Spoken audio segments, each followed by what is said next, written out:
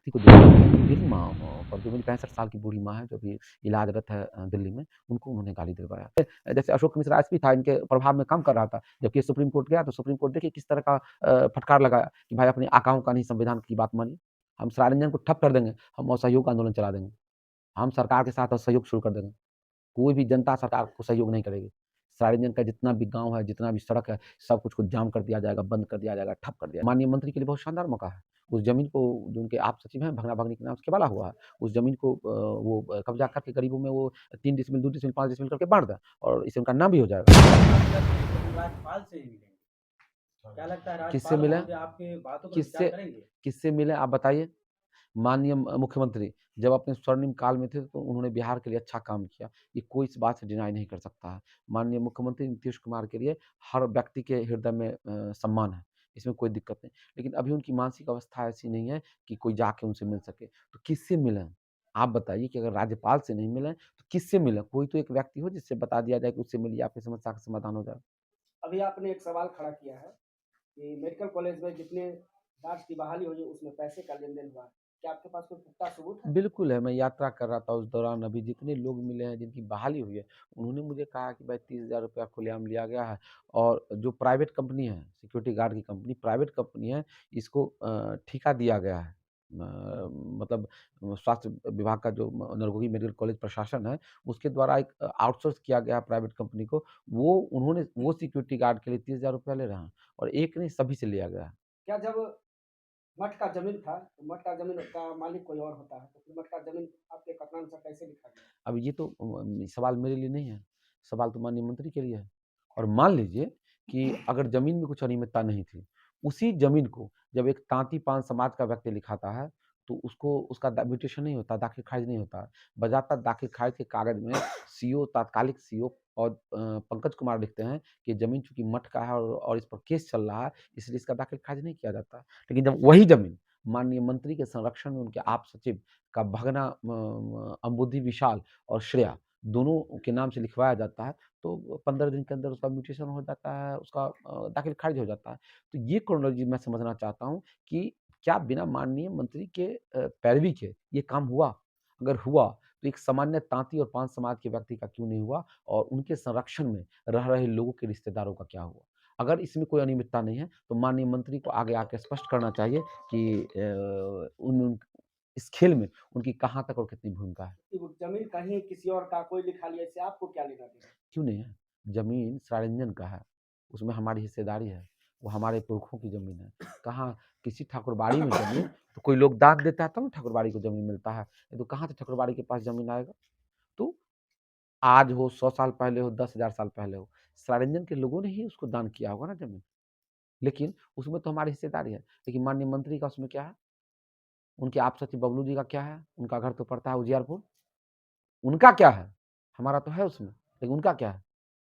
जब ज़मीन खरीद-बिक्री हो ही रहा है, इतने जो सरकार ढिंढोरा पीटती है 3 डिसमिल ज़मीन गरीबों को, क्या उसमें बसा नहीं सकती? इसमें तो माननीय मंत्री के लिए बहुत शानदार मौका है। उस ज़मीन को जो उनके आप सचिव हैं, भगना-भगनी के नाम से केवाला हुआ है।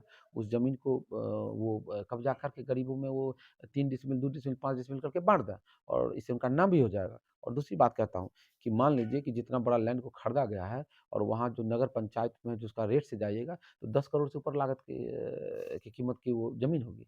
तो क्या 10 करोड़ रुपया देके ज़मीन को खरीदा गया है? कितना रकबा है? है, सब कागज़ है मेरे पास। लगभग बताइए। 2-3 लोगों के नाम से खरीदा गया है, 8.5 एकड़ के लमसम में है। साढ़े दो 8 एकड़? जी, 2-3-4 लोगों के अलग-अलग नामों से खरीदा गया है, तो 8.5 एकड़ के करीब में। तो मान लीजिए कि इतने बड़े लेवल पर आप इसको ले रहे हैं, खरीद-बिक्री कर रहे हैं और जबकि ज़मीन में कुछ दिक्कत था, तभी तो सीओ ने लिख दिया कि भाई ज़मीन का दाखिल-खारिज नहीं होगा और जब मंत्री के सचिव के रिश्तेदार लेते हैं, तो उसका दाखिल-खारिज हो जाता है। तो अनियमितता तो प्रथम दृष्टया तो अनियमितता है, इसको तो कोई खारिज नहीं कर सकता। कोई एक से बेवकूफ़ आदमी देखेगा तो कह सकता है कि हाँ भाई गलत है। नहीं, तो पान समाज का जो व्यक्ति था उसका भी दाखिल खारिज हो जाता तो मेरा हो सकता था मेरा तर्क गलत होता।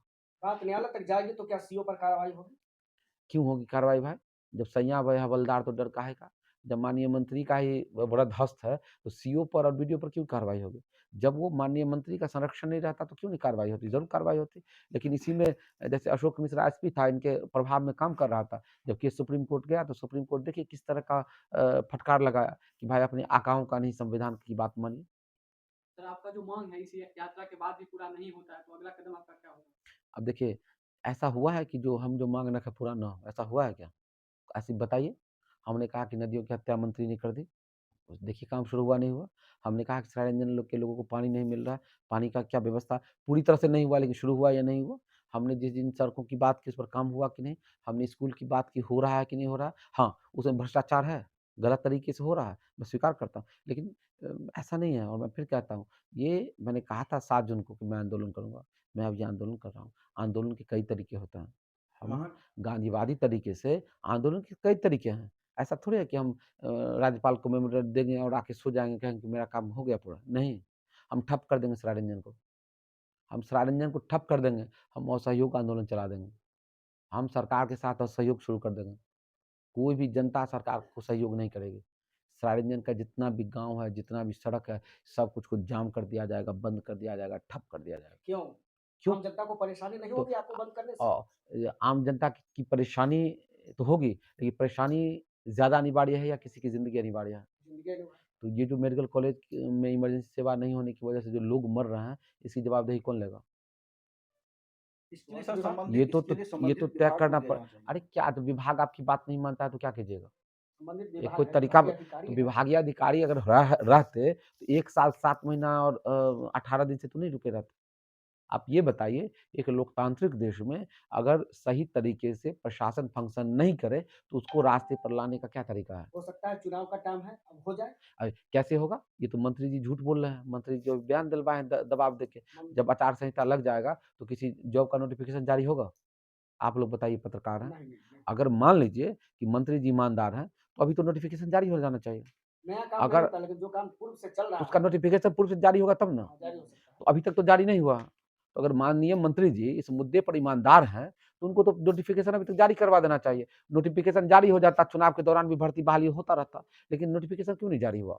और अगर नोटिफ़िकेशन नहीं जारी हुआ, तो ये तो तय है कि इतने कम स्टाफ में इमरजेंसी सेवा शुरू नहीं होगी। ये तो तय है। यात्रा के दौरान आज लोगों के साथ जो है आपने एक सूचना को साझा किया था कि आज जो है आपकी माँ को जो है गाली दिया गया है। राजनीति में इस तरह का कृत्य को आप कैसे देखते हैं? देखिए ये दुर्भाग्यपूर्ण है और मैं सत्ता पक्ष के साथियों से कहूँगा कि माननीय प्रधानमंत्री की माँ को किसने गाली दिया था इस पर विवादास्पद बात है कि किस पार्टी का था, नहीं था, क्या था। लेकिन मेरी माँ को माननीय मंत्री ने गाली दिलवाया है, मैं ऑन द रिकॉर्ड कह रहा हूँ और इसका मेरे पास सबूत है कि जिस दिन गाली मुझे दिया गया है मेरी माँ को, उससे 1 दिन पहले माननीय मंत्री उसके उनके साथ मिले हैं, उनके साथ बातचीत किए हैं और सारा प्लानिंग करके ये बात हुआ है। नहीं तो आप बताइए कि अगर माननीय मंत्री को मेरे से दिक्कत है, तो मुझे गोली चलवा दें, मरवा दें, उनके लिए कौन-सी बड़ी बात है? मुझे तो कोई बड़ी बात नहीं है। मुझ पर फांसी पर लटकवा दें, पुलिस उनकी है। इससे पहले भी एससी-एसटी एक्ट में हम पर केस किया गया है और हम पर ही नहीं, हम जैसे दर्जनों लोग हैं जिन पर केस करवाया गया है।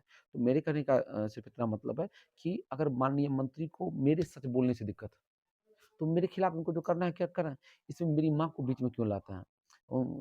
इतने मतलब उन्होंने आँख का पानी धो दिया है कि मेरे हाथ का मेरी माँ के हाथ का बना हुआ चाय वो कितनी बार पिए होंगे, उनके हाथ का बनाया हुआ खाना वो कितनी बार खाए होंगे।